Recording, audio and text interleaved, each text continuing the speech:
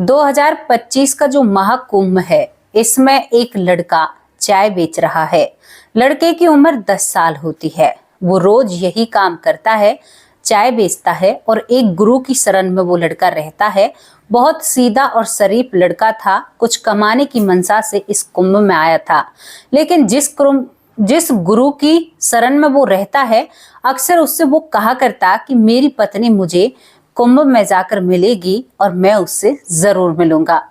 अब एक दिन की बात होती है, वो चाय बेच रहा था। तभी उसकी नजर एक महिला पर पड़ती है। महिला जिसकी उम्र करीबन ऐसी होगी कि महिला 32-33 साल की होगी। 33 साल की महिला जिसने सफेद साड़ी पहन रखी थी और वो स्नान करने की तरफ जा रही थी, घाट की तरफ। लड़के की नजर पड़ते ही जो 10 साल का लड़का होता है, उस महिला के पीछे पीछे चलने लगता है। अब उसे चाय देने की मनसा से जा रहा था या उससे बात करने की। धीरे धीरे वो उसके करीब पहुंच ना पाता है, लेकिन वहां पर बहुत ज्यादा भीड़ होने के कारण वो महिला थोड़ी सी आगे निकल जाती है। ये लड़का अपने चाय के उस बर्तन को जिसमें से ये चाय बेच रहा था, उसे एक तरफ रखता है और उस महिला के पीछे वो भी उस घाट पर पहुंच जाता है। महिला डुबकी लगाती है और ये लड़का कपड़ों समेत उस महिला के साथ डुबकी लगाता है। जब वो महिला डुबकी लगाकर ऊपर आती है तो ये लड़का उसी के साथ ऊपर आता है और कहता है कि कैसी हो तुम? तुम्हें कोई परेशानी तो नहीं हो रही? तुम्हारे सब हालचाल बढ़िया हैं और मेरे माँ बाप कैसे हैं? ये महिला हैरान सी खड़ी उसकी तरफ देखती रह जाती है और कहती है कि कौन हो तुम? छोटी सी उम्र में बहुत बड़ी बड़ी बातें करने लग जाते हो। मुझसे ऐसी बातें क्यों कर रहे हो? मैं ऐसी बातें बिल्कुल पसंद नहीं करती। तो वो कहता है कि बीते 10 साल से तुम्हारा इंतजार कर रहा हूँ और अब भी तुम्हें मेरी बातें अच्छी नहीं लग रही। यहाँ पर वो महिला उसका हाथ पकड़ती और कहती है कि बेटा, तुम कहाँ से आए हो और ऐसी बातें क्यों कर रहे हो? क्योंकि तुम बहुत छोटे हो। अब तुमसे छोटा कहूँ या बेटा कहूँ या मैं तुमसे क्या कहूँ? यहाँ पर दोनों में बात चल रही थी। दोस्तों, एक 10 साल का लड़का क्यों एक 32-33 साल की महिला को अपनी जानकर या अपनी मानकर उससे ऐसी बातें कर रहा था कि मानो उसका कितना खास है। ये जो राज, ये रहस्य हम जो खोलने वाले हैं, अब आपको पहली बात बता दें, जो महाकुंभ है, इसमें बहुत अपने बिछड़ जाते हैं तो अपने मिल भी जाते हैं। इस कुंभ के बारे में यही कहा जाता है, क्योंकि यहाँ पर जब महाकुंभ लगता है ना, तो मानो जैसे स्वर्ग लोक के द्वार खुल चुके हों और जाने कितने देवों का आगमन हुआ हो। एहसास होता है घाटों पर जाकर और कुंभ के अंदर जाकर। अब ये जो कहानी हमने आप लोगों के सामने रखी थी, ये कहानी बहुत दूर से चली आ रही थी और इस महाकुंभ में इस कहानी का अंत होता है। क्या कहानी होती है दोस्तों? उड़ीसा के भुवनपुरी गांव की बात होती है, जिसमें एक लड़का रहता है जिसका नाम तपन होता है। तपन बहुत ही ज्यादा मेहनती लड़का था। तपन के घर की हालत इतनी बढ़िया नहीं होती है, उसने गरीबी बचपन से देखी थी। तपन एक गराज में काम करने लगता है, वहां पर कमाने लगता है, मेहनत मजदूरी करता है। और तपन जब शादी की उम्र का होता है, तो शादी की उम्र का होने से पहले ही तपन एक लड़की से मिला करता, जब वो दोनों बड़े भी नहीं हुए थे। यानी कि तपन का बचपन का प्यार होता है पूजा। पूजा और तपन, तपन करीबन 21 साल का होता है, पूजा 18 साल की होती है। दोनों एक दूसरे से गहरा प्यार करते हैं। घर वालों को भी ये रिश्ता मंजूर होता है। दोनों के ही परिवार वाले गरीब होते हैं और यहाँ पर तपन के प्यार को स्वीकार कर लिया जाता है। उड़ीसा की बात होती है, भुवनपुरी गांव की बात होती है, तो दोनों की शादी तय कर दी जाती है। दोनों की शादी हो जाती है। शादी होने के बाद परिवार अच्छे से चलने लगता है। सन 2012 की बात आ जाती है। 2012 में इनकी शादी होती है, शुरुआत में जनवरी में, और फरवरी का महीना आ जाता है।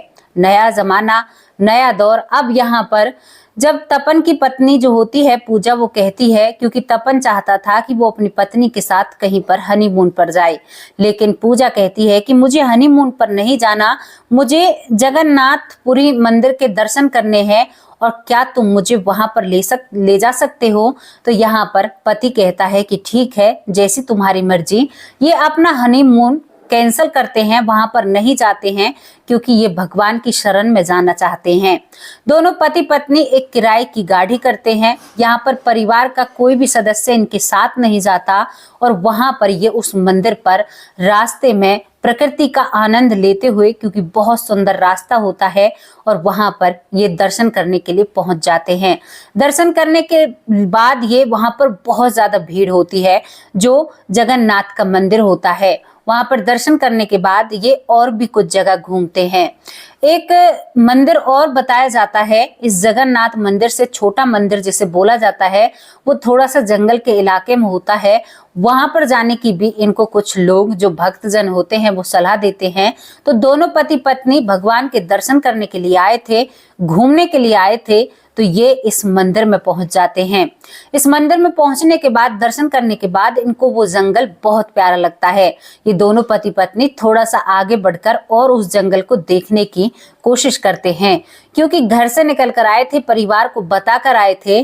अब वहां पर आगे आगे जिसका नाम तपन होता है, तपन चलता रहता है और पीछे पीछे पूजा चलती रहती है। दोनों की अल्हड़ सी उम्र होती है, ज्यादा उम्र के होते नहीं हैं। और यहाँ पर जो तपन होता है, उस जंगल में जो सांप तपन को दिखाई नहीं देता है, उस पर तपन का पैर रख जाता है।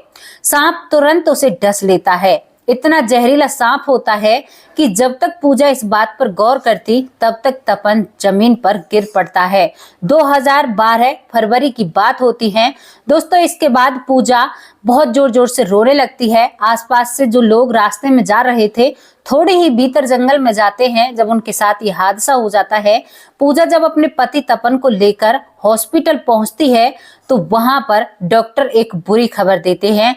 जब तक पूजा हॉस्पिटल पहुंचती है, तब तक उस जहरीले सांप की वजह से जो तपन है, इसकी मृत्यु हो चुकी थी। ये हादसा पूजा की जिंदगी को ले डूबता है, क्योंकि नई नई शादी हुई थी, 1 महीना इनकी शादी को होता है और इनकी जिंदगी में ऐसा हादसा हो चुका था। पूजा रो रो कर बावली सी हो जाती है। पूजा को कुछ समझ में ही नहीं आ रहा था कि मैं क्या करूं, क्या ना करूं। अब एक ही रास्ता था। वो उस गाड़ी वाले से कहती है कि भैया, हमें हमारे गांव की तरफ ले चलो। अब तो ये इस दुनिया में नहीं रहे हैं। और पूजा मरे हुए तपन को अपने साथ लेकर गांव पहुंचती है। गांव में हाहाकार मच जाता है जब ये बात सुनती है। आप सोच कर देखिए, जवान लड़का जिसकी 1 महीने पहले शादी हुई थी, उसके साथ ऐसा सब कुछ घट चुका था। तपन की जो माँ होती है, वो भगवान से विलाप करती है, कहती है कि तेरी चरणों में ही तो आया था, तुमने ऐसा क्यों किया? तुमने मेरा भरोसा क्यों तोड़ा? मेरे बेटे को इस दुनिया से दूर क्यों भेजा? मेरी बहू कैसे रहेगी? बहू का बचपन का प्यार होता है, तपन का अंतिम संस्कार कर दिया जाता है, लेकिन इस बात का अफसोस परिवार वालों को बहुत होता है कि अब कैसे क्या होगा, जवान लड़की है। लेकिन यहाँ पर पूजा सभी से साफ कह देती है कि मेरे ऊपर कोई भी दबाव मत गिनना, मैं शादी नहीं करूंगी और मैं हमेशा जिंदगी में ऐसे ही रहूंगी तपन की याद में। क्योंकि सभी को दिख रहा था, 1 महीना शादी को हुआ, पूजा के परिवार वाले पूजा को लेने के लिए भी आते हैं। जब तपन का अंतिम संस्कार हो जाता है, तो यहाँ पर पूजा अपने परिवार वालों से कह देती है कि अब मेरा और आपका नाता टूट चुका है। जिस दिन मैंने तपन के फेरे लिए थे ना, उसी दिन मैं तपन की हो चुकी थी और मेरी जिम्मेदारी तपन के परिवार वालों की बनती है। लेकिन पूजा को नहीं पता था कि आगे चल के उसके साथ और भी कुछ घटित होने वाला है। अब पूजा तपन के परिवार के साथ रहने लगती है, लेकिन जो तपन का परिवार था, वो पूजा को बोझ समझने लगता है कि भाई, अब तुम्हारा पति भी नहीं रहा है, तुम हमारे ऊपर बोझ बनकर रहने लगी हो। तो कहाँ उसने अपने परिवार से कह दिया था कि तुमसे मेरा कोई वास्ता नहीं है। अब यहाँ पर वो अपने घर किस मुंह को लेकर जाए। यहाँ पर पूजा उस गांव को ही छोड़ देती है और अपनी जिंदगी अपने तरीके से जीना शुरू कर देती है। वो भगवान की भक्ति में वक्त निकाला करती और उसने प्रण लिया कि मैं दूसरी शादी बिल्कुल भी नहीं करूंगी, चाहे कुछ भी हो जाए। दिन बीत रहे थे, वक्त किसी के लिए नहीं रुकता है। दूसरी तरफ एक बाबा जी होता है, जो बाबा केवल भिक्षा मांगकर अपना गुजारा किया करता और अकेला रहा करता। अब एक दिन वो सफर कर रहा है और रेलवे स्टेशन पर पहुंचता है तो वहां पर उसकी नजर पड़ती है कि एक छोटा सा बच्चा बहुत जोर से रो रहा है। 2.5 से 3 साल का बच्चा होता है। यहाँ पर बाबा जी उस बच्चे को गोद में उठाता है और कहता है कि बेटा तुम्हारे मम्मी पापा कहाँ पर हैं? तो वो बच्चा कुछ जवाब ही नहीं दे पाता है। बहुत देर तक जो महाराज जी होता है, जो भिक्षा लेकर अपना गुजारा कर रहा था, इंतजार करता है, लेकिन वहां पर उस बच्चे को लेने के लिए कोई भी नहीं आता है। वो सोचता है कि इसकी खबर मैं पुलिस स्टेशन में दे दूं, लेकिन वो यहाँ से भी चूक जाता है और इस बच्चे में उसका मोह आ जाता है। थोड़ी सी ही देर में वो महाराज जी उस बच्चे से, जो बाबा होता है, प्यार करने लगता है और एक मन बनाता है कि इस बच्चे को मैं पाल पोस कर बड़ा करूंगा और ये मेरे बुढ़ापे की लाठी होगी। अब इस बच्चे को ये बड़ा कर रहा था और इसकी भी मदद हो जाएगी और मेरी जिंदगी की राह में एक पुण्य का काम हो जाएगा। ये महाराज जी उस बच्चे को बड़ा करने लगता है। धीरे धीरे जब ये लड़का बड़ा होता है और इसके नाम का भी इस महाराज जी को पता नहीं होता, इस बाबा को, तो ये खुद ही इसका नाम तपन रख देता है। तपन नाम इसका रख दिया गया था इस बाबा के जरिए और तपन अब बड़े होने लगता है। तपन जब 3-4 साल का होता है और अच्छे से बोलने लगता है तो तपन इस बाबा से कहता है कि बाबा मेरी तो पत्नी है और मुझे सांप ने डसा था, मैं तो अपनी पत्नी के पास जाऊंगा। यहाँ पर वो बाबा समझाने की कोशिश करता है, लेकिन कुछ दिन उस लड़के की, तपन की बातों को सुनकर वो समझ जाता है कि इसकी पुनर्जन्म हुआ है, पर ये नहीं पता ये किसके घर में पैदा हुआ है। नाम भी इसको मैंने दिया है, मुझे तो ये रेलवे स्टेशन पर मिला है। यहाँ पर यही सब कुछ बात उसके मन में रहती है। धीरे धीरे वक्त निकल रहा था।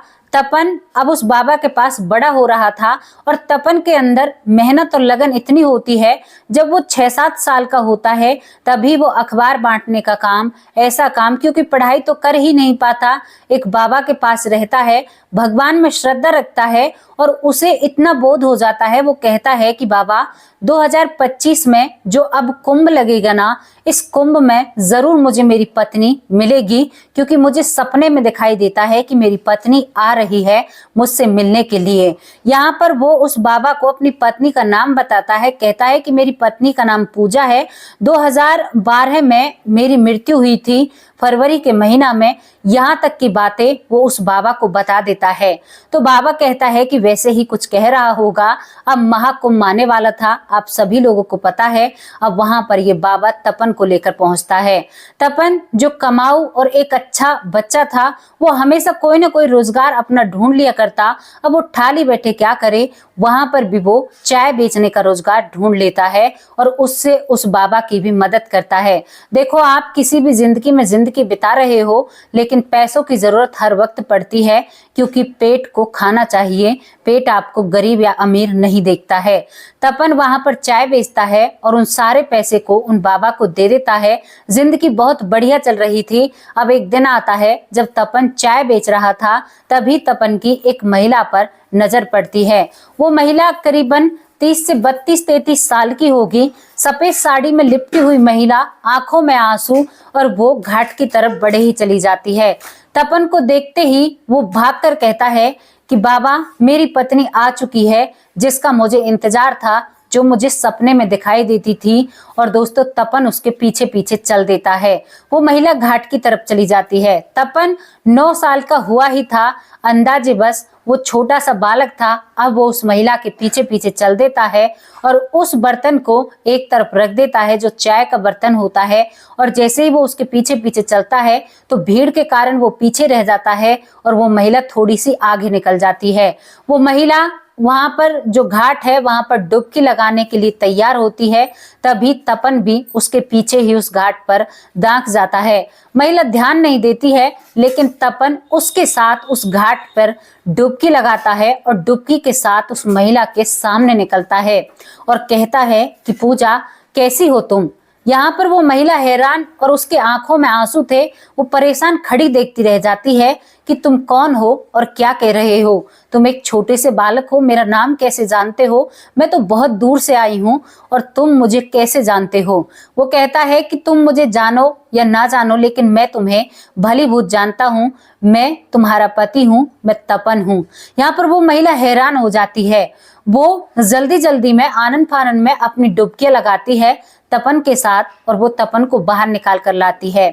कहती है कि अकेली जीती हूँ, ठीक है मेरा पति नहीं है, लेकिन तुम बेटा ऐसा कैसे कह सकते हो? वो कहता है कि बेटा मत कहो, मैं तुम्हारा बेटा नहीं हूँ, मैं तुम्हारा पति हूँ तपन, जिसको सांप ने काट लिया था। और दोस्तों, सांप का जो डंक था वो इस जन्म में भी तपन के पांव पर होता है। वो कहता है कि देखो, अगर तुम्हें यकीन ना हो तो ये मेरे पांव पर डंक लगा हुआ है। वो महिला यकीन ही नहीं कर पाती। यहाँ पर पूजा हैरान हो जाती है कि ऐसा कैसे हो सकता है, ऐसा हो ही नहीं सकता। वो विश्वास करने को राजी नहीं थी, लेकिन तपन उसे बहुत सारी बातें याद दिलाता है।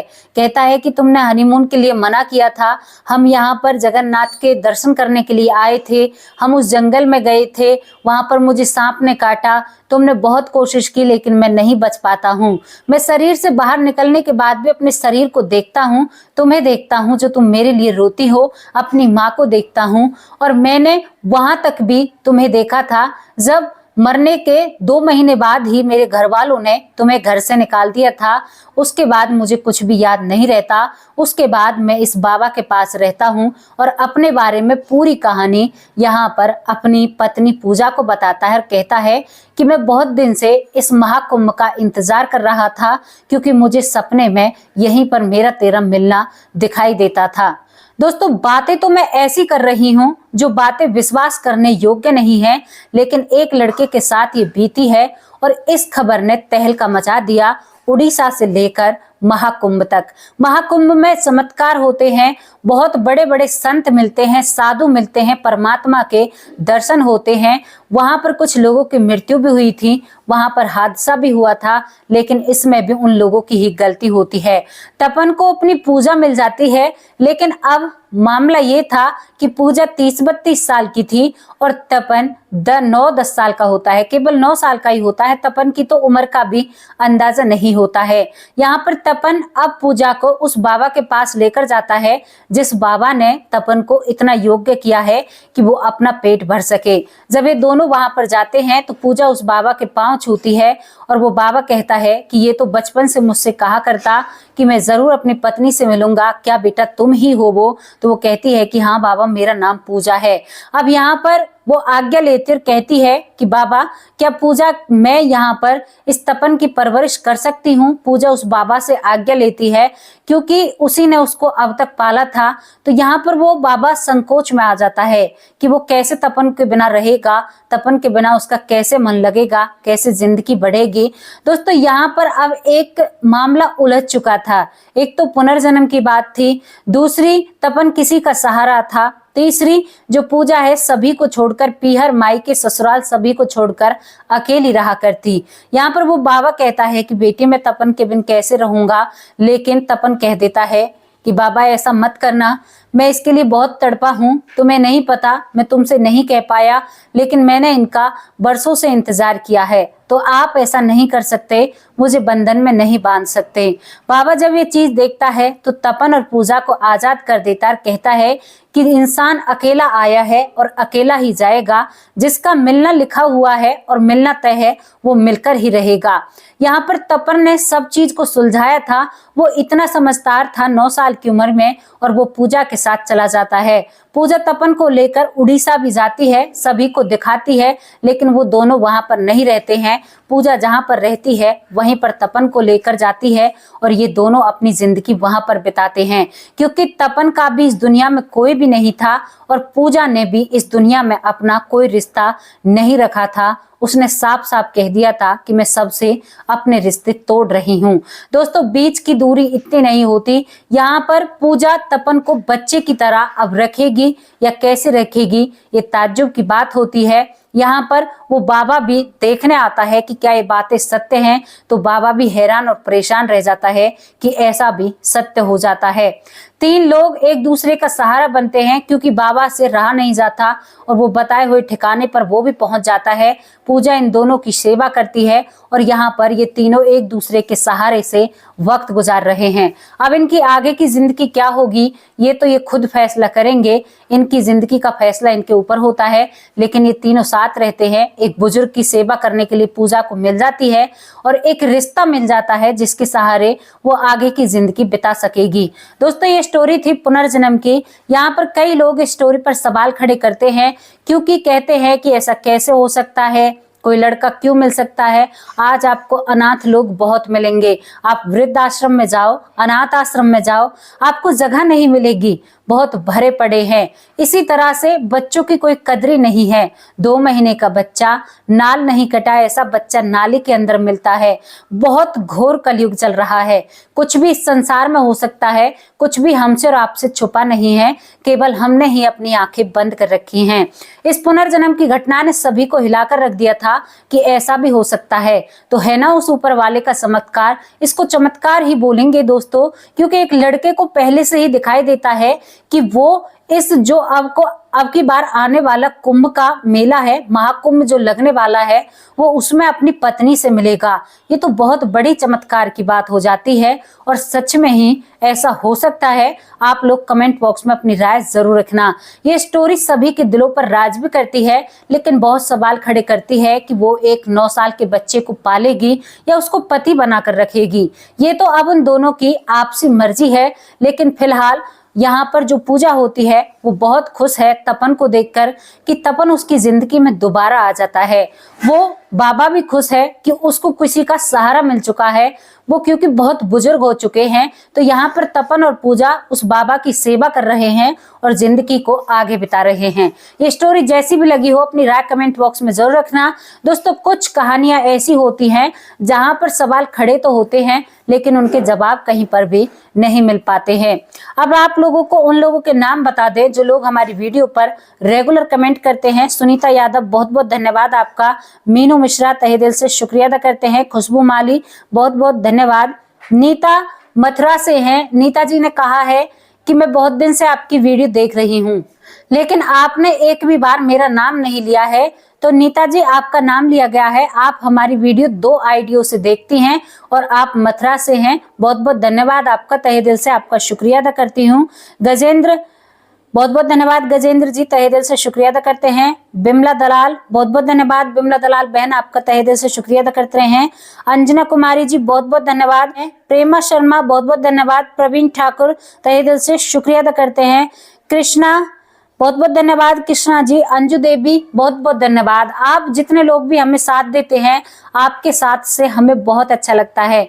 तहे दिल से आप सभी का शुक्रिया अदा करते हैं जो आप इतना सपोर्ट करते हैं, इतना साथ देते हैं। हमें बहुत अच्छा लगता है आपका साथ पाकर। ऐसे ही आगे तक साथ देना। और बहुत लोगों की तो बहुत अच्छी राय रहती है, बेटी कहकर पुकारते हैं, छोटी बहन कहकर पुकारते हैं, बड़ी बहन कहकर पुकारते हैं, तो हमें बहुत अच्छा लगता है। और दोस्तों आज जो पुनर्जन्म की घटना है फिलहाल चल रही है, इस पर आपकी क्या राय है अपनी राय कमेंट बॉक्स में जरूर रखना। शाम की वीडियो में हाजिर होंगे किसी सच्ची और अच्छी स्टोरी के साथ। तब तक के लिए नमस्कार, जय हिंद, जय भारत।